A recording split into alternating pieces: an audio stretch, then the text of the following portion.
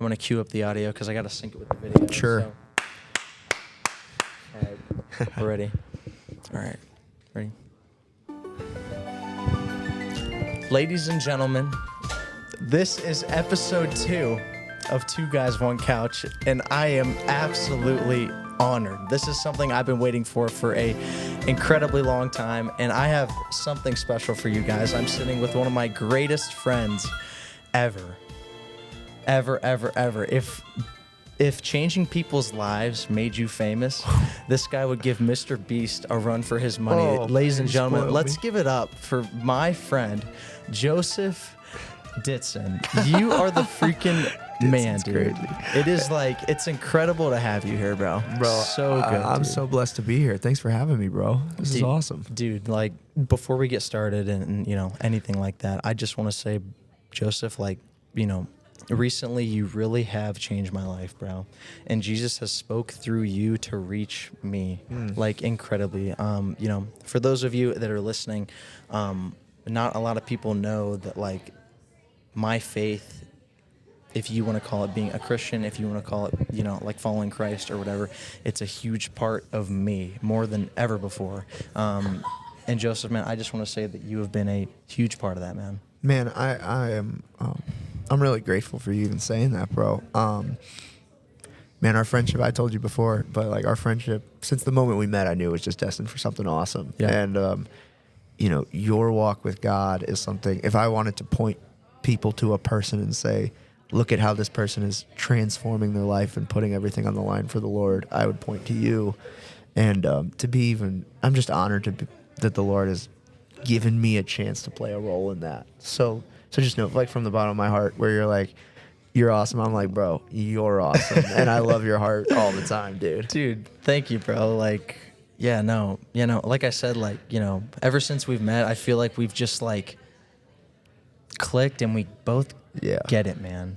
Well, I mean, Both like, get it. the reality of that is like backgrounds tend to lend themselves to strong relationships. C.S. Lewis has this thought where he talks about friendship. This kind of love that's built around friendship is built on mutual interest or mutual hobbies or things like that. But I really just think maybe one step deeper than that is, like, interest always point to character and personhood and the narrative that we've lived out. And so, like, when you have two people who've lived life that parallels each other in some ways, like ours have, that lends itself to strong friendship, you know? And so I don't know, we could get into that more if you wanted to, but I think that's, like, a big part of it is, like, bro, God's given us both kind of a cool story. And I'm just blessed to be a part of yours. You're you know? freaking incredible, dude. Like, I'm getting goosebumps, bro. Like, listening to you say this stuff. You know, obviously for, you know, everyone listening now, we aren't on my couch. So even though this is Two Dudes, One Couch, pause. Two dudes, two chairs. Two dudes, two chairs. We're in Kent State. What building is this? This would be the Student Center basement. The Student Center basement. So if there is chatter in the background, we apologize. Yeah, But we're this hella is- social right now. Yeah, you know, like, people are seeing us record and all that stuff. But you know, kind of the first thing, you know,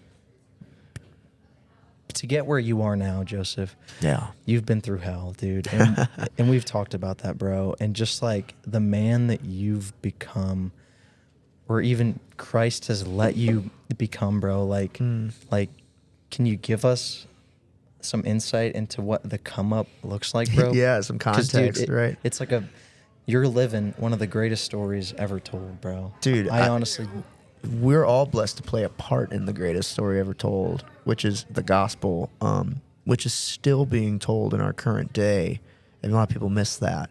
But you're right. Like, I have been really blessed to watch God take a broken situation and revive it. Like, it's like, you know, I think about Lazarus and I'm like, bro, I watched, like, death to life happen in my own life. And so, yeah, if you want some context, I was born into a pretty broken situation.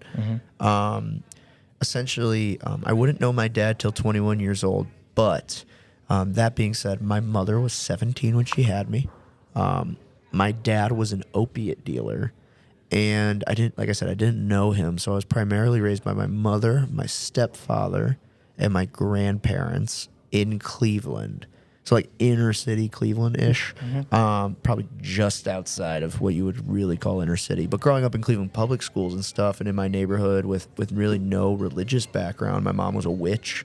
My grandma was straight off the boat Italian, so there's some Roman Catholicism in there. So when you say witch, your mom was a witch. Like I'm Witch. thinking like the thing you put on the front porch for Halloween. You know what Yeah, I'm I saying? mean, like she dressed like that for Halloween every year, you know. But no, we went to. So I always say like I grew up going to pagan pride more than I went to church. And what is pagan pride? Yeah, so you could imagine like a festival with a lot of tents, pretty demonic heavy music in the background, and like you're selling like skulls and stuff. I see. And like herbs and tarot cards and like that whole gamut there, you know. So the cards is nuts though. The cards is crazy, yeah. They're like, you know what's crazy about tarot cards is they're like, here's tarot cards, and now we're gonna make an off-brand one that is like Minions themed. And so you've got like Minions themed tarot cards. You're like, bro, what are we even doing here? That's nuts, bro. That's like, I don't even like. Yeah, Gru the Witch. I don't you think know? I don't think the creator of Minions had that in mind when he was No, bro, no. Minion tarot cards. But maybe he That's did, nuts. you know, maybe he did. And but yeah, so grew up with that as my like spiritual background. My stepdad is agnostic, and my grandpa, while he was a Christian, was a Vietnam vet and had a lot of trauma he had to work through, which kind of resulted in him never really sharing his faith with me. And growing up in Cleveland public schools, I always say by high school, I knew more about sex, drugs, and fighting than I did Jesus.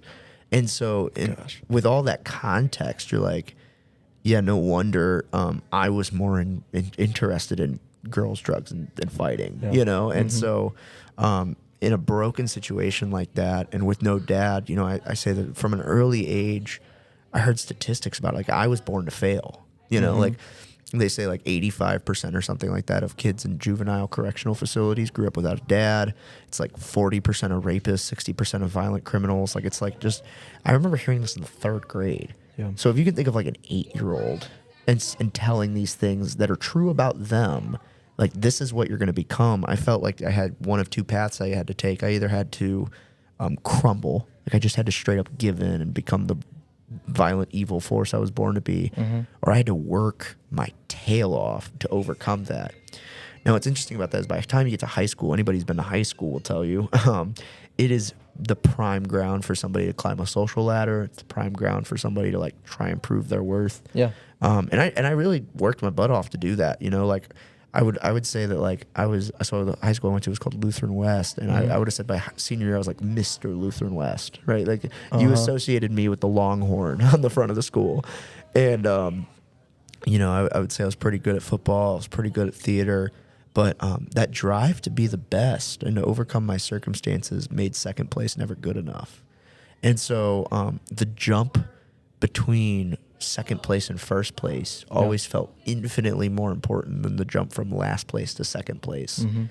And in that striving, bro, I blew up my life. Like I just like, by my senior year, I had put so much pressure on myself to be successful. I just crumbled. And you're never satisfied. No. Never satisfied, dude. Like even like I said, like I was pretty good at the things I did, and I had opportunities that other people dreamed of and were jealous of, and I was like, it's not enough, you know. There was no ounce of gratitude in there, because again, like when you have to prove your worth, it's not good enough till you're the best, and there's always a bigger fish.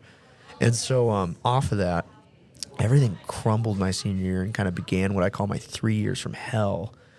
Towards the end of my senior year, I was kind of ready to end my life, and God encountered me in like a really powerful way. And off of that, I was like, okay, well, I want to follow Jesus, but I don't know what that means. And so I was kind of on a journey for a while. Like I didn't really figure that out right away. Yeah. I knew I wanted God, but the church then became kind of another social ladder I could climb. It kind of became the alternative to high school, you know? And so I did all the things, I performed well. I became like this perfect little Baptist boy or something like that, button-up shirts and stuff like that.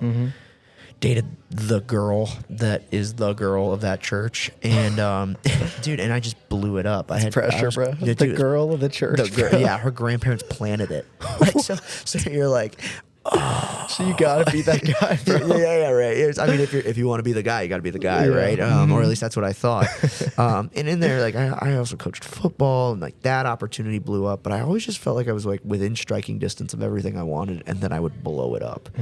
And it got to a place where I kind of was just like, and after my grandparents died, who I kind of leave this out, but they pretty much raised me. So after they passed away, I was just like, God, I'm doing everything. I have overcome everything. Yeah. And I have strove to be everything you want me to be, and you're not giving me anything. So like, what's the point? And I just crumbled, dude. Like I just failed. And at 20 years old, I had a house for a couple of reasons, and most of it being my grandparents passing away, and just turned back into the world. Like I was like, the girls, the sex, the drugs, the alcohol, the partying, the job, all that stuff. Like anywhere I could invest my time and just like numbing out with sensory stuff, I did. And so, what that resulted in is one night, like I was crossed out of my mind. I had done illicit drugs in a bathroom of a random bar and drank a lot of tequila, and then drove home 25 minutes. I should be dead. Like those are the stories that end in tragedy. Yeah. But God protected me all the way home, and the next morning I woke up and there was just a pounding on my heart, and I think it was the Spirit of God just being like, man, that's not who I want you to be. I have something more for you. Started to search, and ended up around Collective Young Adult Ministry because a girl was gracious enough to bring me around after we started dating. And through there, man, at a retreat, God just, I got angry at him. I was like, God, man, why does it feel like every father figure I've ever had left me or died or whatever, and like I have to overcome this and blah blah blah blah blah. And like God just met me on a beach, and I felt like He said to me like, hey, they might not have wanted you, but I do. Yeah. Do you want me? And since that moment, God started doing, like after that I met my dad, and I got recalled into ministry, and like all these things, and Jesus's love became this ultimate healing factor in my life. Seeing that at the cross, all of the brokenness of my life is just placed on Jesus.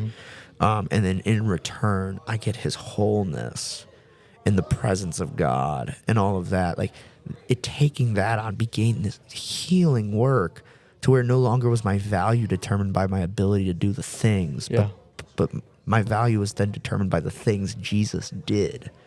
And yeah, man, Jesus changed my life that way. Yeah.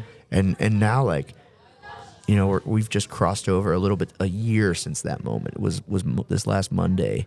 It would have been the 21st of October. And a year later, I'm like, man, I feel like I'm unrecognizable. Like we met shortly after that, I guess. But people who would have known me before would be like, dude, it had to be God, because I couldn't have done it myself. Yeah, I tried. That's incredible, man. Yeah. I feel like you do such a good job of being aware of like feelings through the things that you've been through. And what I mean is like, there's a lot of people, I think there's a very big disconnect between like, knowing Christ and like how He works in your life. And people think that He's just like, never there. Right. Like I feel like with a lot of people, because there are people out there that have gone through what you've gone through. Right. I'm not saying it's the same exact thing. No, yeah, but you get what I'm saying? The themes, right. But, a lot of people don't realize, like, what the hope feels like that comes from Christ, And one of the things that I like to, like, think about in your story, right, is when I think it's all about where you put your energy, right? Like, I think, during the time where you were at the lowest point in your life, right, you were putting your energy and your time into things like drugs and sex, into all these things, right? It's not this conscious decision to like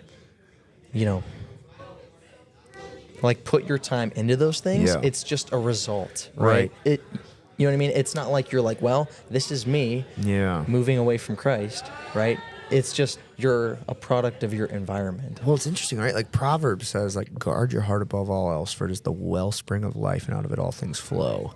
And that's like, that flow is the energy you're talking about, right? Like, my heart Exactly. was so focused on itself. And often Yes. I think that's most people. It's Like, you- it is most people, is it's focused on themselves. And because of that, their energy turns towards things like just hedonism is the Greek idea of just pleasure, pleasure, pleasure. Yeah. Serves me, I die at some point, so I might as well consume as much as I can. And most hearts in America are hedonistic. And that's like how mine was just like, it's centered on me, so I just do everything I can to gratify me. But what's interesting about Jesus is you start following Jesus, and God like changes your heart. He literally says, I'm going to change your heart. I'm going to transform it. I'm going to take your heart of stone and turn it into flesh. And now it no longer beats for itself. It beats for Christ. And so out of it flows love. Inward, and like when it's stone, all that can flow out of it is like selfishness. And But when it's flesh, it can beat love, you know? and there's a lot of people, because I've talked to people about Christ, and Yeah. and people say I'm good, right? Yeah, And I'm doing yeah. okay. I've been at a point in my life where I was like, look, maybe I don't need God right now in my life. Where do you think that feeling comes from, right? Because I feel like in church, a lot of what we talk about, everyone that doesn't have Christ is broken and Yeah. hurting. Yeah. Well, here's the thing, man. I'm here to tell you, there's a lot of people out there that don't either know that they're broken or feel broken. Yeah. You know what I'm saying? So it's like, Yeah, they think they're whole. like for the guy that has the accounting job, Right. that has the gorgeous girlfriend, Sure. and he's happy, and the dog is cute, and everything's good. Right. Where does he cash out, or where does that, Right. or like where does that feeling that I hear so much in church about, like, look, there are so many people without Christ that are broken, but Right. but maybe not everyone feels broken Right. without Christ. Where do you think that comes from? Yeah, that's an interesting point. Like, are you saying like where comes the idea that everybody's okay, or where comes the idea that everybody's broken? Like, But I would say this because off of both of those, I could answer both of those. But I think there's a more important question: is like, are those people actually good? Like, are they actually okay? Is the accountant with the hot girlfriend and the millions of dollars and the dog and the Porsche okay? And I would say, I mean, this is a little arbitrary and semi-sarcastic, but like, how many pills at night do you need to sleep? Because if you need, and what do you mean by that? yeah, what I mean by that is if you need to take something so you can fall asleep faster because you're afraid that if you stare at the ceiling while your head's on the pillow, you're going to think too much, you're not happy. You're not satisfied. Deep contentment and joy is, you have it when you can sit in the silent place. Our culture is one where, like, bro, nobody sits in silence. Not anymore. It's scary, right? And so the reason they get the dog and the hot girlfriend and the loud car and the big house and all the stuff is because it's just drowning out their suffering and the deep feeling of inadequacy they feel. Yeah. But when the lights are off and their head hits the pillow, they are like desperate to fall asleep. So if somebody was like, I'm okay, I'd be like, well, are you? Like, tell me about your nightlife Yeah. and not your partying. I'm talking about the life that happens when you're laying on bed. Yeah, I think with my life, I've always, it sounds weird, but like maybe I've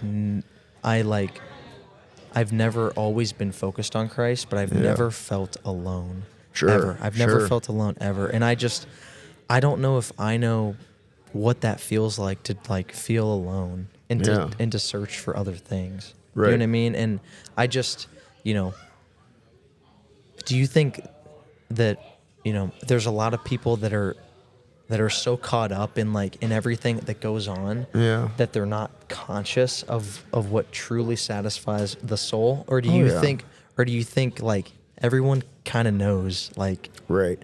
how they feel? I think at some point they know, and at some point though, when you numb yourself out long enough, you just get like, you get totally okay at just like this mindlessness, like, and you see that, bro, like you go to a gas station, and I don't want to pick on a gas station worker, like there's some really awesome ones out there, but it's just like, I remember going to a gas station once in high school and looking in the cashier's eyes and being like, I don't know if there's life in there. Yeah. Like this person is just doing everything they can to cope with the brokenness in this life. And just to get to the next Just paycheck. next pay. Like, and that's exactly it, right? You start, like, it's crazy how the devil works, right? Like, if you look backwards, he gets you focused on shame. If you look in the moment, he tries to get you discontent, and if you look to the forward, he tries to get you anxious. And now Christ offers solutions to all of those things. But like, for the person who doesn't know Jesus, I think they're always just bouncing between one of those three perspectives, trying to ignore a different one. You know, so they look backwards, and when they start feeling the shame, they jump to the present, and when they start feeling discontent, they jump to the future, and then they just play around and around and around and around. And they think the meaning of life is somewhere in the satisfaction of that. And it's like, man, no, your satisfaction is not going to be fixed by a perspective on your life. Satisfaction is going to be found in shifting your perspective towards the life of Jesus.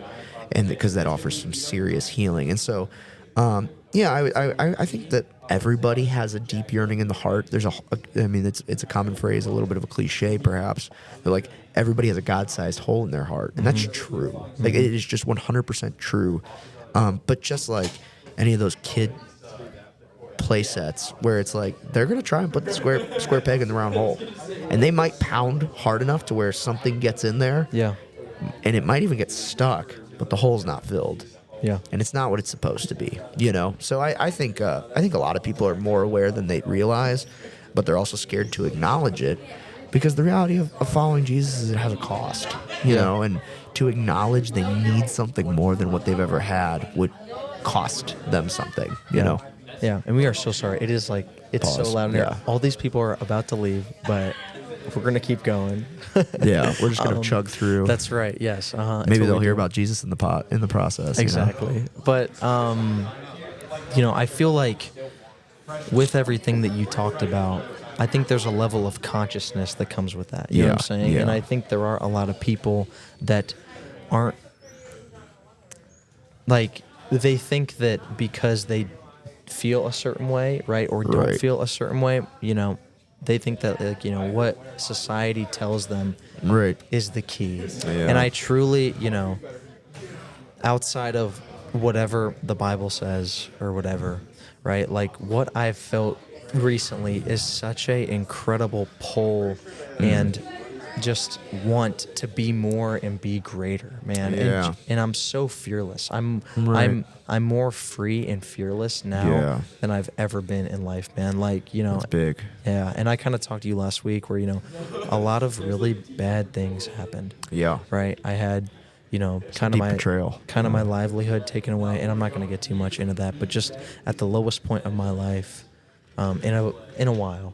And I've just, more than ever before, after losing a lot of what I thought was so important, I've never felt more free and motivated to move forward and, like, just be great. Yes. And, really understanding that Jesus is going to provide for me. So all those, anxieties that come with, the cost of something or, grades or whatever, just truly trusting in him completely. And I sound like a total psychopath, but all my stress has been gone lately. Right. Like I truly have felt like, just, I'm done focusing on the small things, right? Like, anxieties and all that stuff, and just so motivated to move forward and live out the purpose that God wants me to live. And I just, and like I said before, you have been a huge part of that, dude. I thank God every day for you, bro. I appreciate that. And what's interesting? Like, I thought of this analogy a little bit while you're talking. It's like, man, so many of us, we treat our lives like a slab of stone. Like this, I think about like just a tall rectangular stone. And so many of us treat it like that, and we're just scared of if a chip gets in it. We're like, oh man, that's perfect stone. Don't get a chip in it. What's interesting is like, chips are going to happen. It's part of life. It's a broken world. And as the chips go on, we just trying to put the old ones back on and super glue it and fix it, but it never makes the stone look right. What's fascinating about who Jesus is he takes those chips and he actually keeps chipping. He chips at the stone and then creates a statue. And so it's like, while we were so fixated on keeping the original stone, that's incredible, Jesus man. was focused on transforming it into a statue. And like, I think about your circumstance like that, and I'm like, look at this. you have a dream, and it's a wonderful dream. I think it's a great dream. We all have dreams, and they're great dreams. But they're trying to hold on to old stone. And if we surrender, Jesus is willing to transform it into this beautiful piece of art that gives God all the glory. Dude, that's freaking incredible. So basically, the reason we're at Kent now is because our church, Grace Church, has a young adult college young adult ministry student collective service. Yeah. And basically every Wednesday night we're here at Kent. Yeah. And so, what we were talking about in the study just before this is about, like how God will take your biggest weaknesses or where you hurt the most and use that to let you connect with others, man. Yeah. And the example I gave is when I got baptized. Okay, I got baptized my junior year of high school. And so I was over at the chapel in Green. And so, I know a lot of people aren't into the whole church production, music, loud lights, all that stuff. But basically what we did at the time is, for everyone who got baptized, you went and they filmed this video of you. Yeah, like your testimony or whatever? Yes. And so basically they took your testimony and they edited it all together. Gotcha. Well, at that time, when I was younger, right, and to think now, I'm starting my own podcast and all this stuff. Right. But when I was younger, I had a stutter that was so bad. I could barely speak. Yeah. I could barely speak, man. And even past my baptism, probably, up until like my sophomore year of college, my stutter was so bad. I could not speak in front of others, and I wasn't nervous. I just couldn't speak. Yeah.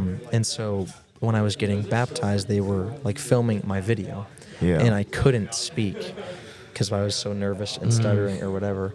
And so the lady that was filming, I forget her name, but I'll never forget her face.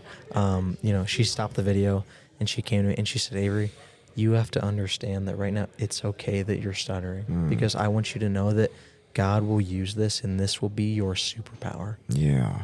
To be his love to others. Yeah. And, more than ever before, kind of like what you talked about where, he will take bad things in your life, flip it on its head, and that will be your rocket booster to move forward. I have never felt that more, dude. Dude, I just thought of a couple biblical examples of what you were talking about. It's like, you look at Moses, right? And Moses had a stutter, and Moses murdered somebody. And then God's like, actually, I want you to be the one who speaks to Pharaoh and frees the people of the Israelites. And so it's like, I took a stuttering murderer and turned him into a leader who frees captives. And I've never murdered someone. no, but yeah. Well, that we know of. That we know of. Yeah. That'd be a crazy coincidence. But like even Abraham, right? Is this like he's a liar? It's like part of Abraham's story. He's a liar, and through him, through his lineage, eventually, God brings Jesus, who's the way, the truth, and the life. Right. So like through a liar, he brought truth, and then Elijah. There's stories of Elijah where he's like, "Lord, just kill me. Like I'm miserable." And what's interesting is Elijah prophesies about Jesus, who's the joy of the world. The prophet who prophesies about the joy of the world was craving death. But it's because God takes our miseries and turns them into ministry again and again and again. It's awesome. Dude, your one-liners are like insane, bro. They're incredible. Yeah, dude. I should probably make a book. Yeah. But no, just for, anyone listening right now, that need to always be distracted. All right. Like when you're sitting somewhere and you hop on your phone, right? Because you want to be, distracted by something. Or when you're up late at night and you're staying up late on Xbox or on TikTok before you're starting to fall asleep, right? Me and Joseph are here to tell you, man, that like more than ever before in our lives and in my life, man, I've so much purpose in realizing that, what really comes from, you guys can call it church, you can call it religion, you can call it whatever, and we'll Faith, but like there's such an incredible love and just care that comes with that. There is no like rules. There are no rules, man. Right. And I think, like that's what kills so many people is they think that like, because you go to church, you have to be a certain way or whatever. I'm telling you, you can be a piece of shit from now to the end of your life and still go to church and still let God use you in incredible freaking ways, man. Dude. Like there is nothing off the table. Yeah, bro. I mean, Jesus has called us to follow him. And he doesn't like put like a clean, a good friend of mine, Vinny, is always saying, he's like, bro, God's not asking you to like clean up before you get in the shower. Jesus is the shower, bro. Get in a relationship with him. He cleans you up. He fixes it up. Like that's part of the beauty of it. And so you're right, bro. Like we can either choose to try and numb ourselves to accepting purposelessness and that we're just some random clump of cells, which is the biggest load of garbage ever. And it's a big simulation. Yeah, it's all a big simulation, right? And one day we're going to be exposed to the Matrix. And you got to go get your money. Yeah, get your bag. Yeah, it's crazy talk. Or you can actually just, Jesus' promises life and life to the full. And you can follow him. And it's not always easy, but it's good, and it's full and it's purposeful. Yeah, man, it's good. Yeah, dude, you say it better than anyone ever could, man. You're the man. Last week, like I said, we meet here at Kent every Wednesday. Yeah. And one of the things that I never really like heard or understood fully was the crucifixion, right? Yeah. Obviously you guys see it everywhere. People wear the cross, right? You've heard that Jesus has died on the cross. And so my thought was always, people said that this is the ultimate sacrifice, right? And my thought is, if you die for someone, that kind of rids you of all responsibility, right? Like I always told my high school girlfriend, I would die for you. And, it's easy to die. But, in my head, I'm like, look, if I die, then I don't have to like watch the Kardashians with her. You know what I mean? You know what I mean? Like I don't have to do that stuff anymore. Secret Lives of Mormon Wives is I no longer have to touch it. Yeah. And I think you did such an incredible job describing that to me. I wanted anyone who was listening to like feel how gnarly that is, man. I know your notes are in front of you. Sure. I some of it I could probably go off the dome.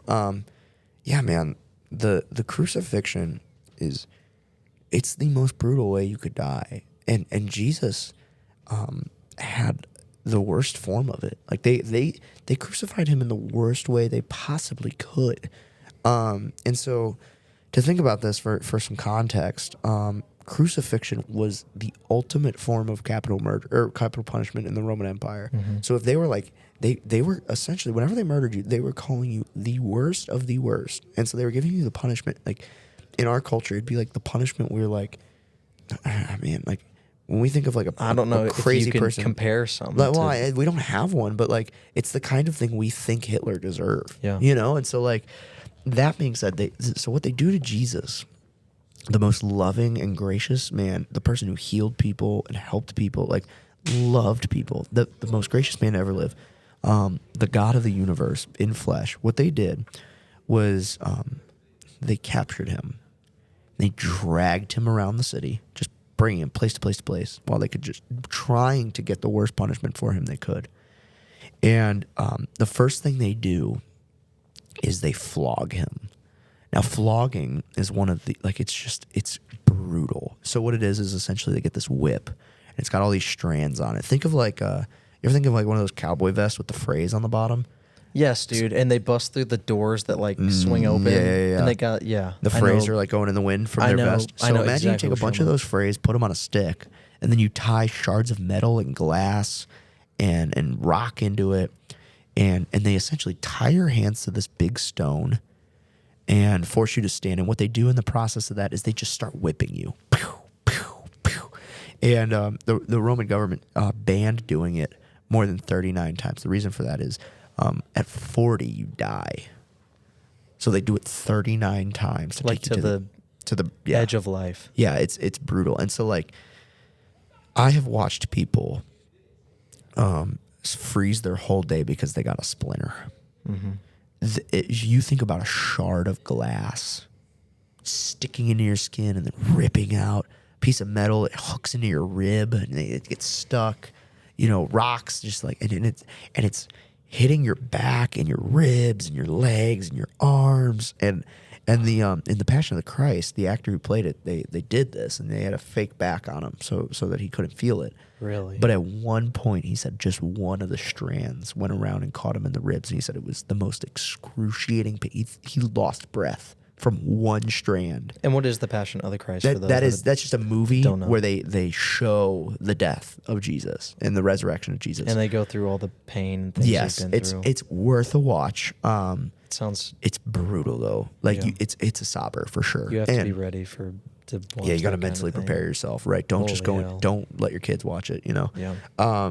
Or do if you're that kind of parent, I guess. But If you're a psychopath. yeah, right. If you want to give them therapy material down the line. right.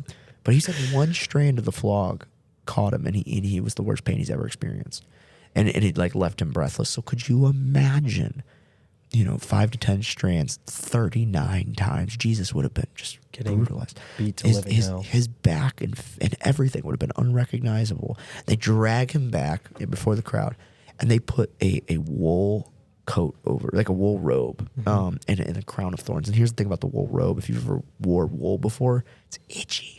It's itchy, and this would have went over his bleeding, open wounds. And so these wounds, which are probably already getting infected, now have this wool robe over it, causing them to itch more. They're probably the blood is probably clotting around the wool. So when they pull off the jacket, eventually it's like pulling off these scabs. Holy hell, dude. And when they put the crown of thorns onto Jesus, go just. I dare you to go prick your finger on a thorn bush. It does not feel good. So you imagine on this man's scalp, feeling these thorns just press into it. Like they would have taken sticks and just pressed it as far down onto his head as they could have. And blood just starts going down his face. If you ever get sweat in your eyes, it sucks. I imagine your blood is 20 times worse. And so eventually they take this robe off, and they put the cross on his back. And they make him just carry it farther than any of us who haven't just been whipped 39 times and put through some brutal torture could.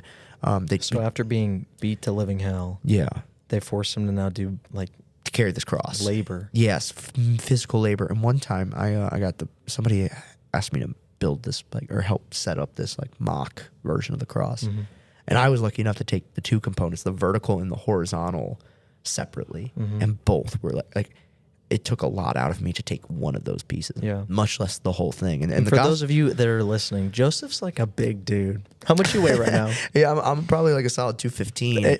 And he can put up some weight. This guy's like nuts. Yeah, I mean, I like to imagine I'm not weak, and so off of that to say this guy, that's some serious weight. And it says in the Gospels he couldn't do it at one point, and somebody had to step in and help him.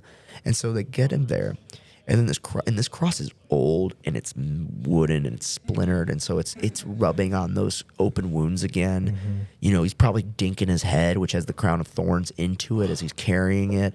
You figure every time he falls, he has to get back up, put this cross on his shoulder, and then press up, which means it's pressing into those wounds again. It's just brutal. And so eventually they lay this cross down, and they tie him to it so that they can take these nails. They're road spikes. So if you go on a railroad, you'll find these spikes laying around. They're like 8 inches, and they're probably a half inch by a full inch thick. They're big, thick nails, and they just boom, boom, boom, just start pounding them into his hands. And you again, just press into the center of your palm. It doesn't feel good to just do with your middle finger, much less a spike. Old rusty spikes at that. And your hand is getting squeezed into this cross because it's going with the nail. And then his feet, they nail through both of his feet to get it to this cross. And when they go to put the cross up, there was a hole that the cross has to sit into. So they push it up, and then it falls into this hole. So you bounce off of these nails that are just in your hands, and your back that's whipped all to hell is rubbing on this cross, and you're still bleeding from the crown of thorns and all these things. And in the process of this, all your worst enemies and some of your old followers are mocking you, calling him the worst names you could possibly call him.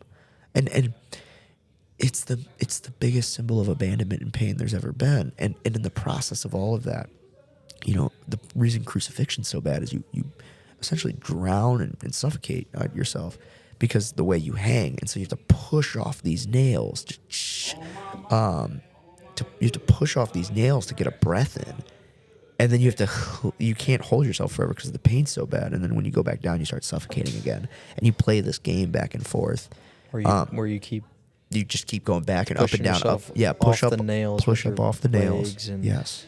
Ugh. Now here's the interesting about that whole thing is, and then eventually Jesus dies. They stab him in the side, pull out the spear, and you see this blood and water come out of him. And what's interesting about that is there's a lot of science that would prove that symbolize, like, that shows us he was dead. Mm-hmm. And so they don't break his legs, but historically they would have broken his legs with a hammer to ensure he died quicker. Yeah. But he got the fullness of death already, right? And so I've read online it took he was up there for 4 hours. yeah, so he's playing the push and relax game for 4 hours. Yeah, it's brutal. That's half a work day. Most people are clocked out by Oh lunch. my God. You know, dude. and you haven't eaten. He's been mocked and starved, and the only thing they gave him to drink was this sour wine, which dehydrates you more. And but he asked for the sour wine at one point, which is, it is finished. And what that means is that the work of redeeming, like, our relationship with God, our ability to have communion with God was restored because of that punishment. And it's you want to feel loved. Nobody would do that for you. I love anybody enough to tell them, like, I don't even know if your parents might go through that for you. I hate to say it, but that might be true. For some people, I know it's true, right? Yeah. The crazy thing is the whole time Jesus is thinking about us. He's not dragging that old rugged cross saying, like, man, I can't believe they did this to me. He's like, I love them. I love them. Father, forgive them. They know not what they do. I love them. This is for my child, so they don't have to. The perfect Son of God takes on the worst death of man so that the worst of man could have the perfect life with God. It's a beautiful moment. Dude, I can't even imagine, bro.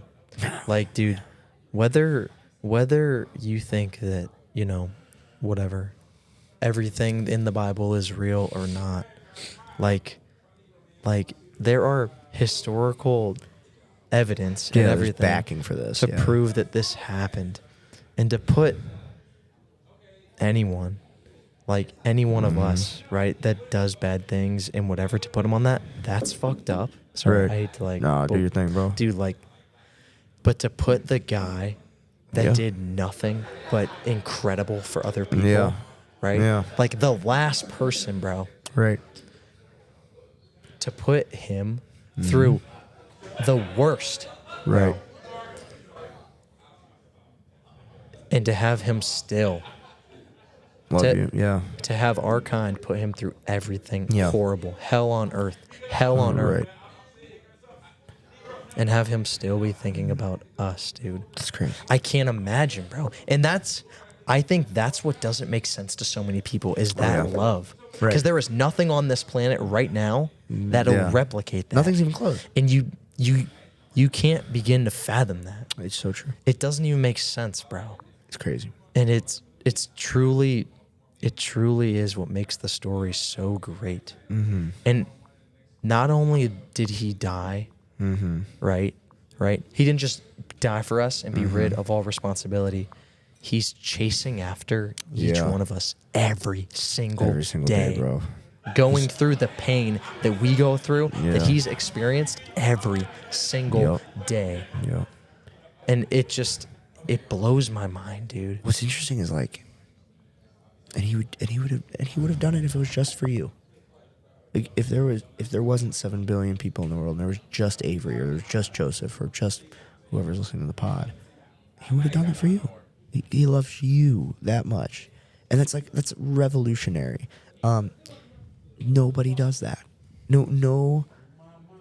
Nobody in our humanness could do that, but the God of the universe did that for us. And it only makes sense for it to be him. it has to be, You know what I mean? right? I mean, and it's the only way it could be done. It's the only way it could be done. I think the reason so many people don't want to accept it is because it's easier for us to kill him. It's so much easier. Like the guy's like, hey, give up your life and follow me. That's like, he's like, take up your cross and follow me is the call of Jesus. He's saying, lay your life down and follow me. It's better. And we don't want that. Like the reality is like, bro, I like a chai latte. And I like my comfy couch and my TV. Your chai latte? I thought you were like a super tough guy. Like. I am, bro, but I'll smack on a chai. Don't play with me. But off of that, my point is like, you know, and Jesus wants us to enjoy things. Like, he's not like, don't enjoy things. But the point stands of like, well, what happens when it comes to like my sexual relationships? And God says like, that's not how it's supposed to be. Or it's like, you know, my alcohol use. And he's like, that's not how it's supposed to be. Or my lying or my gossip. And he's like, that's not how it's supposed to be. Lay that down. And then you're like, well, now it's just easier if you die. Yeah, if you die. Mm-hmm. If you don't exist anymore. And so the denial of Jesus is it's just the same thing as killing him. When we deny him, we're just putting him right back on the cross in our heart, you know.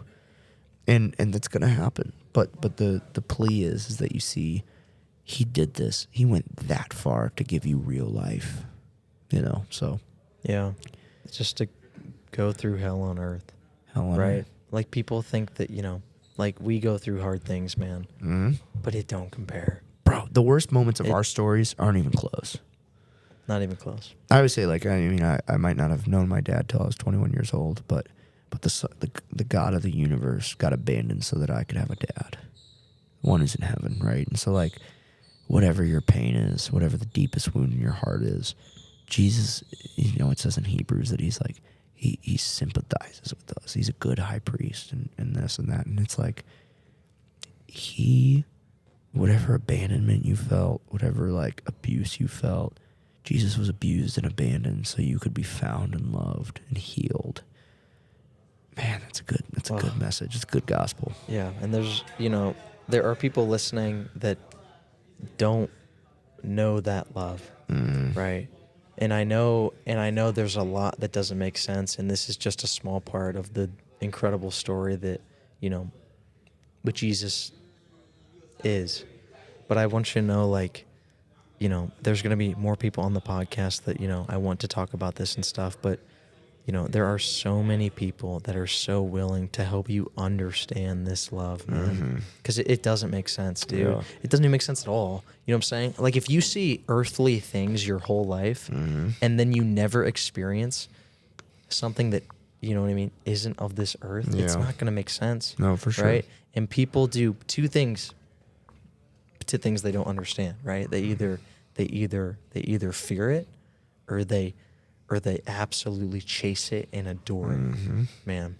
And I just, you know, I want everyone listening, you know, if you've made it this far, if you haven't turned it off, because I know some people aren't into this whole thing, but just know that, like, there's such an incredible purpose and fire that you have behind you, and it's chasing you, man. Yeah, it's coming out. It's freaking fast. Chasing you, man. And my one wish is for everyone to experience what me and Joseph are feeling right now in our lives, man. Yeah, man. It's freaking incredible. And believe it or not, Joseph hasn't even gotten to the best part of the freaking story. Yeah, none of us have, right? I mean, the best part is that it's like you can experience so much goodness in this life, and then in the next, it's going to be infinitely better than we've ever experienced. And I'm like, that's what I'm like. I'm like, man, I'm a year into this redemption thing, and it's been awesome. It's you know what, and I know you can attest. Right? It's really been incredible, man. It's been freaking sweet. And you know what's so incredible about the story of Jesus giving his life and going through hell. Like, when we say hell, there is no word to describe the cross, the purgatory and just endless pain of the cross. Pain. Yeah. I don't even know what to say. There's nothing that we can say to ever attest that will live up to this. I mean, pain the Bible describes him as the son of suffering, and he's well acquainted with grief. And I'm like, man, that's close, and it still feels called the son of suffering. You have had to experience, bro. When your dad is suffering, that's crazy. But yeah. After everything he went through, why don't you tell him what happened? Yeah, bro, this is the best part, right? Is like for 3 days, everybody's like, man, they all must hope have felt is lost. They felt stupid. You know, especially I think about the disciples who spent 3 years following him, And they're like, this guy's going to save us all. And then they just watch their Savior get maimed on a cross, brutalized. But he rose from the dead. Because any man can die, but only God can raise from the dead. And so Jesus raises from the dead, and with that puts a period on our story, cements it, that by believing in him, we're going to die. We're all going to die. That's just the truth. But when we follow him, we're going to put to death our life. But with it, we resurrect with him into this new life, with this new identity, with this new redemption and healing and purpose. And that's cemented because he rose from the dead. The God who took on all of our sin, all of our suffering, all of our pain, when he died, brought it to the grave. But when he rose from the grave, he didn't bring any of that with him. He just brought life. And so for us, we give him our suffering and sin and shame, and we rise to life. You're clean. The Bible describes you as white as snow. It's incredible, man. And like I said before, I know there's so much in here that it's so much. And there's so many tiny little details layers and layers, that makes it all make perfect sense, I promise you. But I want you to know that, like, this love and everything, like, it's chasing you, man. Mm-hmm. And there won't be this want to always be distracted or the want for more. There's a trust and love out there that is chasing after you. And you have been a huge part of that, man. And I love you, brother. I love you too, bro. Like, real talk, dude. Like, you We're gonna have to do this again. Dude, I just, like, seriously, if you've made it this far, please, like, comment and stuff. Like, would you like to see Joseph again? Yeah, right. He's going to be on again, honestly. Yeah, either way, right. Because I like him on here, but... Yeah, what questions do you have? Yeah, but, like, dude, like, I really do appreciate you. I appreciate you. And I could sit here and talk to you forever, but I just, I want you to know, like, outside of everything, bro, he's what pays for the party, dude. Man, praise God, baby. Like, it's incredible, gonna be awesome, bro. Yeah, well, dude, I'm excited for. We're not that long into this friendship thing. No, we ain't. We got a lot of road left. Incredible things that are in store for us, and it's gonna be freaking awesome. Yeah, Joseph, I know this wasn't the longest episode on the planet because we do have to get out of here. Yeah, it's pretty good though. 9:55. Holy cow! It's 9:55, and we have to be out of here at 10. 5 minutes, yeah. But Joseph, man, if there's one thing that you could tell the person listening right now, one thing, man. One thing. What would it be? Jesus is better than anything you've ever known and experienced, and he's worth giving up everything for. It's incredible. Let's go, man. It's incredible. Love you, brother. Ladies and gentlemen, this was the homie. This was Joseph, and I want you guys to know that, like, it's out there, and I'm here to tell you that God's not finished. He's not, boy. Not even close, man. This was Two Guys, One Couch. Let's go. We'll see you guys in the next one. Chasing vultures out here, trying to prove they worth. They need attention. They can't imagine me not trying to make myself look bigger off of this Kendrick mention. I can't imagine his position. Before I got on my mission, I was a party victim. I bought the party favors. I used my trauma, my single mama, to justify commas to pay the devil's wages. Woo. That probably went over their heads. Basically what I said is I was government fed, bred for doing time in the feds, but Jesus bled. Instead of putting dents in their head, he turned his. My cup runneth over with nonsense. They hearts grow colder, they love to do evil, they burn their conscience. I want the dealer's head who gave my cousin fentanyl. Labels exploiting rapping addicts, man, I'm sick of y'all. My daddy ran with Compton Chris, my uncle's Pyru. Stuck in the middle of this madness, what should I choose? I should be choosing between Howard and Hampton. I love the people that I ran with, but look at the damage. You want me put you on, but I know you still with the scamming. A crooked doctor took advantage and hooked me on Xanax. It's killers sitting in a cell for taking somebody innocent, and they don't even feel no remorse. The worst ignorance. But when I take a look in the mirror, the blood of Uriah's on my hands, cause I'm that killer who had Bathsheba in his quarters. I'm that who let Eve taste the fruit of death. I'm dead sinner, I deserve death, along with all these liars and hypocrites. Fake tough rappers who fabricate their predicaments. Fake deep guru pushing voodoo on the people, telling folks that my God ain't real. That's real evil. I wonder what Lecrae would do. Hopefully seek the hand of God and tell him that he's incapable. But truthfully, I'm nobody to judge. My good deeds are like some period blood stains on a dirty rug. All I can offer them is Jesus' love. I know it sound foolish to many, like really? That's all you got for us? Yeah, the cross is foolish to the perishing. The world will call me weak and the saints will say I embarrass them. I walk the valleys full of evil, I'm aware of it. I can't condemn the world and burn all of the heretics. Love is patient, so I'm trusting in the narrative. And Christ didn't watch the party die, he died instead of it.